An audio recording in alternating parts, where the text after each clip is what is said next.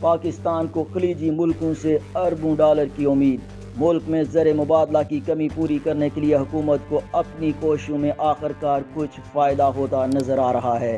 مختلف ذرائع سے ملنے والی خبروں کے مطابق سعودی عرب کے ساتھ متحدہ عرب امارات اور قطر نے بھی کہا ہے کہ وہ پاکستان کو مدد دے سکتے ہیں، جس میں قرضوں کے علاوہ براہ راست سرمایہ کاری بھی کی جا سکتی ہے، اور سعودی عرب کے تازہ ترین اعلان کے بعد مجموعی طور پر یہ امدادی رقم 22 ارب ڈالرز تک جا سکتی ہے۔ خلیجی ممالک کا کہنا ہے کہ وہ اسی طرح کی مدد مصر کو بھی فراہم کر سکتے ہیں، کیونکہ وہ بھی معاشی لحاظ سے مشکلات کا شکار ہے۔ سعودی عرب سے ملنے والی امداد کے نتیجے میں پاکستان کو IMF کے ساتھ بات چیت میں بہتر معاونت مل سکتی ہے۔ اسلام آباد اب تک IMF کی شرائط پر اتفاق کرنے پر آمادہ نہیں۔ ان شرائط کے نتیجے میں حکومت کو بجلی اور تیل کی قیمتوں میں اضافہ کرنا ہوگا اور نئے ٹیکس لگانا ہوں گے۔ پاکستان کے غیر ملکی کرنسی کے ذخائر تیزی سے کم ہو رہے ہیں اور فائنینشیل مارکیٹس کی توقع ہے کہ IMF پروگرام کو دوبارہ پٹری پر لایا جا سکتا ہے۔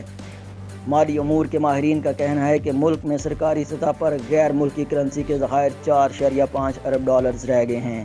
منگل کو سعودی عرب نے کہا تھا کہ وہ پاکستان میں سرمایہ کاری کے امکانات کا جائزہ لے گا اور اس میں 1 ارب ڈالر سے اضافہ کر کے اسے 10 ارب ڈالرز تک پہنچایا جائے گا۔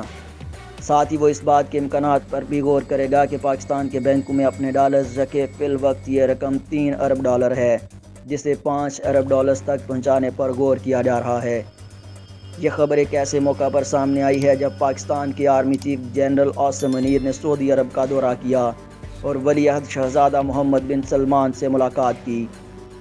اس ہفتے وزیر اعظم شہباز شریف متحدہ عرب امارات کا دورہ بھی کریں گے۔ امید ہے کہ میزبان ملک پاکستان کو جلد میچور ہونے والے 2 ارب ڈالرز کے قرضے کو رول اوور کر دے گا اور مزید مالی مدد بھی کرے گا۔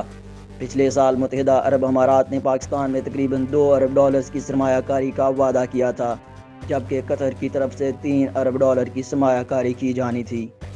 خلیجی ممالک کے سرمایہ کاری منصوبے میں غالب امکان ہے کہ سرکاری کمپنیوں کی خریداری شامل ہے، تاہم ان منصوبوں پر اب تک عمل نہیں ہو پایا۔ سعودی عرب نے پاکستان میں ایک بڑی آئل ریفائنری قائم کرنے کی تجویز پیش کی ہے۔ چین نے پاکستان کو مرکزی بینک میں رکھنے کے لیے 4 ارب ڈالرز بطور ڈپازٹ دیے ہیں۔